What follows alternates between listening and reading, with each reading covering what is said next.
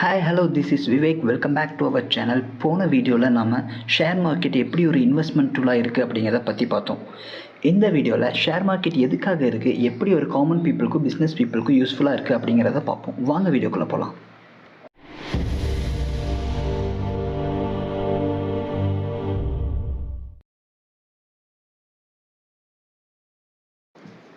ஃபர்ஸ்ட்டாக ஒரு பிஸ்னஸ் மேனுக்கு எதுக்காக share market வேணும்? இப்போது நீங்கள் எந்த ஒரு பிஸ்னஸ் பண்ணுறதா இருந்தாலும் இல்லை பண்ணிகிட்டு இருந்தாலும் இந்த 4 கேட்டகரியில் ஏதாவது ஒன்று தான் மோஸ்ட்லி வருவோம். அதில் முதல்ல இருக்கிறது சோல் ப்ரொப்ரைட்டர்ஷிப். அதாவது நீங்கள் இப்போ ஒரு பிஸ்னஸை சிங்கிள் பர்சனாக ஸ்டார்ட் பண்ணுறீங்கன்னு வச்சுக்கோங்க. எக்ஸாம்பிள், நீங்கள் ஒரு க்ராசரி ஷாப் வைக்கிறீங்க. ஸோ அதில் நீங்கள் மட்டும்தான் ஓனர், கரெக்டாக? ஸோ அதுதான் வந்து சோல் ப்ரொப்ரைட்டர்ஷிப். ஏன்னா அதில் வர ப்ராஃபிட் அண்ட் லாஸ் ரெண்டுமே உங்களுக்கு மட்டும்தான்.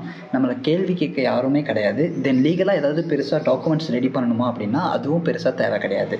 இருக்கிறதுலே ஈஸியஸ்ட் பிஸ்னஸ்ன்னு சொன்னால் இந்த சோல் ப்ரொப்ரைட்டர்ஷிப் சொல்லலாம். Second one, partnership business. இந்த பிஸ்னஸ்லாம் பண்ணுறப்போ நம்ம கூட சிலவங்களை சேர்த்துட்டு, ஃப்ரெண்ட்ஸ், ரிலேஷன்ஸ் அவங்களெல்லாம் சேர்த்துட்டு பிஸ்னஸை ஸ்டார்ட் பண்ணுறது. ஏன்னா நம்ம ஸ்டார்ட் பண்ணுற பிஸ்னஸ்க்கு ஒன்று மணி பற்றாமல் அவங்கக்கிட்ட வாங்கி அவங்கள பார்ட்னர்ஸாக சேர்த்திக்கிறது. இல்லை அப்படின்னா ஒர்க்கிங் பார்ட்னராக சேர்த்துட்டு அவங்களுக்கு நம்ம ஈக்குவலாக வர ப்ராஃபிட் அண்ட் லாஸை ஷேர் பண்ணி கொடுக்கலாம். இல்லாட்டி எவ்வளோ பர்சன்டேஜ் இன்வெஸ்ட் பண்ணாங்களோ அதுக்கேற்ற மாதிரி அவங்களுக்கு ஈக்குவலாக ப்ராஃபிட் அண்ட் லாஸை பிரித்து கொடுக்கலாம். இதில் லீகல் டாக்குமெண்ட்ஸ் பண்ணுறது ரொம்பவே இம்பார்ட்டண்ட். தேர்டாக, ப்ரைவேட் லிமிடெட் கம்பெனி. இது வந்து ஒரு கவர்மெண்ட் இல்லாத கம்பெனி. ஸோ ப்ரைவேட் கம்பெனியை ஃபஸ்ட்டு நாம் இதை ரெஜிஸ்டர் பண்ணணும். அது மட்டும் இல்லை, இந்த டைப் ஆஃப் கம்பெனியில் ஷேர் ஹோல்டர்ஸ் எல்லாம் நிறையவே இருப்பாங்க. கம்பெனியோட ஷேர்ஸை ஸ்ப்ளிட் பண்ணி வேறு கம்பெனிக்கோ இல்லை கூட இருக்க ரிலேஷன்ஸ்க்கோ ஸ்ப்ளிட் பண்ணி தருவாங்க. பட் 51% ஆஃப் ஷேர்ஸ் வந்து கம்பெனி ஓனர் வந்து ஹோல்டு பண்ணிவிட்டு மீதி இருக்க 49% மீதி இருக்கவங்களுக்கு ஸ்ப்ளிட் பண்ணி தருவாங்க. தென் வர ப்ராஃபிட் அண்ட் லாஸ் எவ்வளோ பர்சன்ட் வருதோ அதை ஷேர் ஹோல்டர்ஸ் எவ்வளோ பர்சன்டேஜ் மெயின்டைன் பண்ணுறாங்கிறத பொறுத்து அவங்களுக்கு பிரித்து தருவாங்க. பட் இதில் ஷேர்ஸை வந்து பப்ளிக்காக யாரும் வாங்க முடியாது. மோஸ்ட்லி இந்த 3 கேட்டகரிஸில் தான் small business or company run பண்ணுறவங்க இருப்பாங்க. பட் நீங்கள் ஒரு பெரிய லெவலில் ஸ்டார்ட் பண்ணுறதோ இல்லை இருக்க பிஸ்னஸை பெரிய லெவலில் எக்ஸ்பேண்ட் பண்ணுறீங்கனாலோ தான் நம்ம கம்பெனியை நம்ம பப்ளிக் லிமிடெட் கம்பெனியாக மாற்றணும்.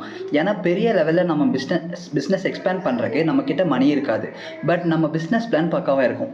அப்போ நம்ம என்ன பண்ணணும்னா பப்ளிக் கிட்ட மணி வாங்கி நம்ம கம்பெனியில் இன்வெஸ்ட் பண்ணி நம்ம கம்பெனியை டெவலப் பண்ணணும். எக்ஸாம்பிள், இப்போ இந்தியாவில் இருக்க ஒரு பிஸ்னஸ் மேன் அவரோட காஃபி ஷாப்பை 2 இயர்ஸாக ரன் பண்ணுறாரு. ரொம்பவே அந்த காஃபி ஷாப் எல்லாருக்கும் பாப்புலர் ஆயிடுது. அண்ட் ஆல்சோ அவரும் நல்லா ப்ராஃபிட் பண்ணுறாரு. ஸோ இப்போ அவரோட ஷாப்பை இந்தியா ஃபுல்லாக ஓப்பன் பண்ணலாம் அப்படிங்கிற மாதிரி பிளான் பண்ணுறாரு. டோட்டலாக ஒரு 500 ஷாப்ஸ் ஓப்பன் பண்ணலாம் அப்படின்னு யோசிக்கிறாரு. பட் அந்த 500 ஷாப் ஓப்பன் பண்ணுறதுக்கு அவருக்கு 100 crores தேவைப்படுது. பட் இது அவருக்கு பேங்க் லோனாகவும் வாங்க முடியாது. தென் அந்த 100 crores பார்ட்னர்ஸும் தேட முடியாது. ஸோ அவர் அந்த அமௌண்ட்டை பப்ளிக் கிட்ட வாங்கி நம்ம பிஸ்னஸை டெவலப் பண்ணலாம் அப்படின்னு டிசைட் பண்ணுறாரு. பட் ஸ்ட்ரைட்டாக போய் அவர் அந்த மணியை பப்ளிக் கிட்ட வாங்க முடியாதுல்ல. ஸோ அதுக்காக தான் ஸ்டாக் மார்க்கெட்டில் IPO அப்படின்னு சொல்லி இருக்குது. அதுதான் இனிஷியல் பப்ளிக் ஆஃபரிங். இதுக்கு நாம் அப்ளை பண்ணி அவங்க நம்ம கம்பெனியை பேக்ரவுண்ட் அண்ட் பேலன்ஸ் ஷீட்லாம் ரிவ்யூ பண்ணி அது எலிஜிபிள் ஆச்சுன்னா நம்ம கம்பெனி ஷேர்ஸை ஸ்ப்ளிட் பண்ணி நம்ம கம்பெனியை ஸ்டாக் மார்க்கெட்டில் லிஸ்ட் பண்ணுவாங்க. அப்போது பப்ளிக்கு நம்ம கம்பெனி மேலே ட்ரஸ்ட் அண்ட் இன்ட்ரெஸ்ட் இருந்தால் அவங்க நம்ம கம்பெனி ஷேர்ஸை வாங்குவாங்க. அப்போது நமக்கு தேவைப்படுற அந்த 100 crores கிடச்சிரும். ஆல்சோ நாமளும் நம்ம பிஸ்னஸை எக்ஸ்பேண்ட் பண்ணி இன்னும் ப்ராஃபிட் பண்ணலாம். ஸோ இதுக்காக தான் பிஸ்னஸ் பீப்புளுக்கு எல்லாருக்குமே ஸ்டாக் மார்க்கெட் தேவைப்படுது. இப்போது ஒரு காமன் பீப்புளுக்கு ஸ்டாக் மார்க்கெட் எப்படி யூஸ் ஆகுதுன்னு பார்ப்போம். நம்ம பீப்புள்ஸை மேஜராக 3 கேட்டகரிஸில் பிரிச்சலாம். அதில் ஃபஸ்ட்டு ஒன் என்னென்னா, ஒருத்தர்கிட்ட மணியும் இருக்காது, இல்லை ஏதாவது பிஸ்னஸ் பண்ணுறதுக்கு உண்டான ஐடியாவும் இருக்காது. நம்மள நிறையா பேர் இந்த கேட்டகரிக்குள்ளே தான் வருவோம். ஸோ ஒன்று நம்மளோட நாலேஜ் அண்ட் ஸ்கில்ஸை டெவலப் பண்ணிவிட்டு எப்படி ஒரு பிஸ்னஸ் பண்ணலான்னு யோசிக்கலாம். இல்லாட்டி ஜாபுக்கு போய் வேலை செஞ்சு மணி எப்படி ஏர்ன் பண்ணலான்னு பார்க்கலாம். அதுக்கப்புறமா இன்வெஸ்ட்மெண்ட்க்கு ஷேர் மார்க்கெட் பற்றி நம்ம யோசிக்கலாம். செகண்ட் கேட்டகரி பீப்புள்ஸ்க்கு மணி இருக்காது, ஆனால் பிஸ்னஸ் ஐடியா அண்ட் பிஸ்னஸ் பிளானை நீட்டாக ரெடி பண்ணி வச்சுருப்பாங்க.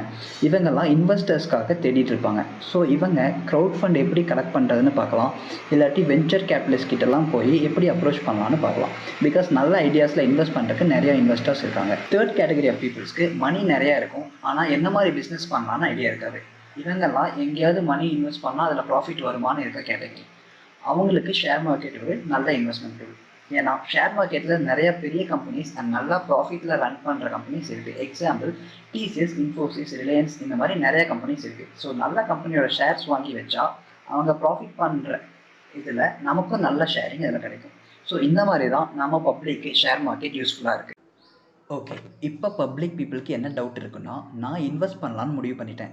பட் இன்வெஸ்ட் பண்ணதுக்கப்புறம் ஒரு வேளை சிட் ஃபண்ட் கம்பெனிஸ் மாரி கம்பெனி க்ளோஸ் பண்ணிட்டு போயிட்டா நான் என்ன பண்ணுறது என் மணிக்கு? அப்படின்னு கேட்பாங்க.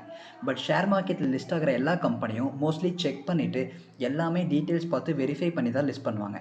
ஸோ அப்படி எதுவும் நடக்காது. அண்ட் ஆல்சோ இதெல்லாம் பார்த்துக்கிறதுக்கு தான் செபி அப்படிங்கிற ஒரு கவர்மெண்ட் ரெகுலேட்டரி இருக்குது. செபி அப்படிங்கிறது security exchange board of India.